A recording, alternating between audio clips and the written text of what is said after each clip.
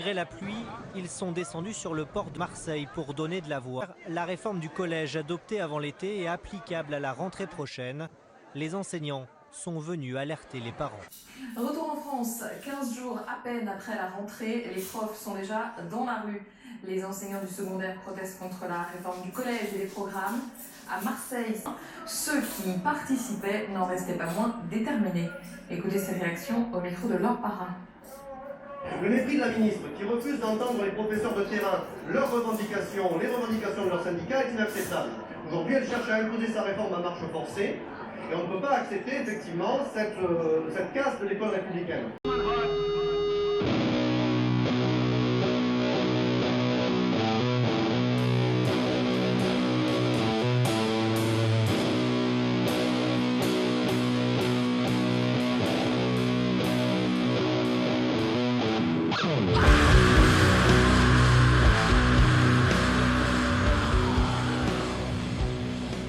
Que nous propose la ministre aujourd'hui?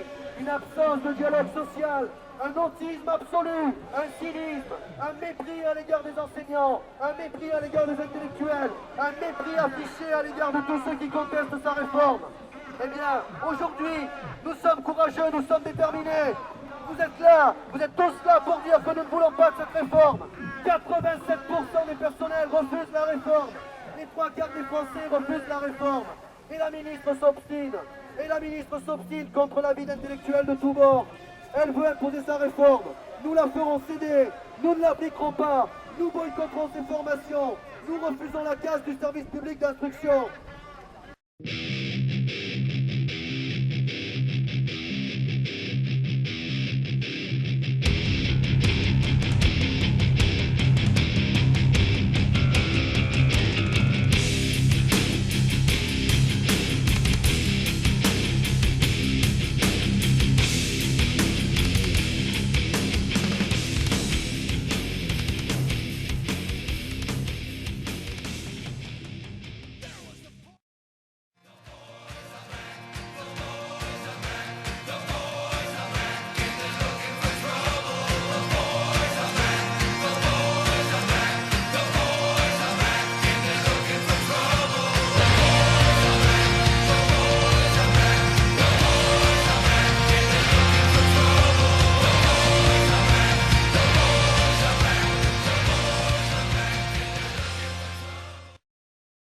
Je passe la parole au représentant du CAES pour une intervention aussi. Merci à toutes et tous d'être venus aujourd'hui manifester votre opposition à cette refondation et à cette réforme du collège. Le syndicat indépendant a toujours dénoncé la refondation Payon. Nous avions prévenu les collègues que derrière la refondation, il y aurait une nouvelle réforme du collège qui serait catastrophique.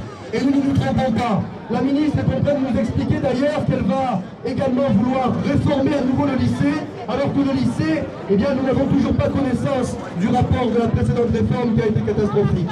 Il n'y a aucune rupture entre la politique conduite par Luc Châtel et la politique conduite par Vincent Payon et Najat Vallaud-Belkacem. Leur logique, c'est le management, c'est l'autorité des chefs d'établissement, c'est leur confier plus de pouvoir. Nous défendons l'école républicaine. L'école républicaine, c'est garantir des horaires identiques partout sur le territoire, des formations identiques partout sur le territoire à l'ensemble des élèves. L'école républicaine, c'est transmettre le savoir. La mobilisation ne va pas s'arrêter. La ministre est autiste, elle ne veut pas vous entendre, elle ne veut pas entendre les associations de terrain, les associations de spécialistes.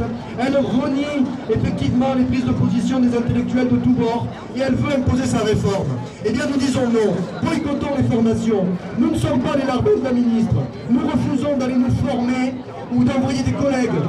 Former d'autres collègues, ça c'est la caporalisation des enseignants. Vous voyez la traduction concrète de la réforme dans vos établissements, avec une multiplication de réunions stériles dont il ne ressort rien. Nous défendons nos disciplines, nous défendons notre liberté pédagogique individuelle, nous défendons notre liberté pédagogique collective. Alors oui, continuons la mobilisation, réunissons-nous dans les établissements et nous vous annonçons en ce qui nous concerne pour le syndicat indépendant qu'avec d'autres organisations, nous appelons dès maintenant à une grande manifestation nationale citoyenne à Paris le samedi 10 octobre avec les parents d'élèves, avec les étudiants, avec les associations de spécialistes, syndicats, enseignants, citoyens, tous ensemble, faisons plier la ministre pour défendre la République.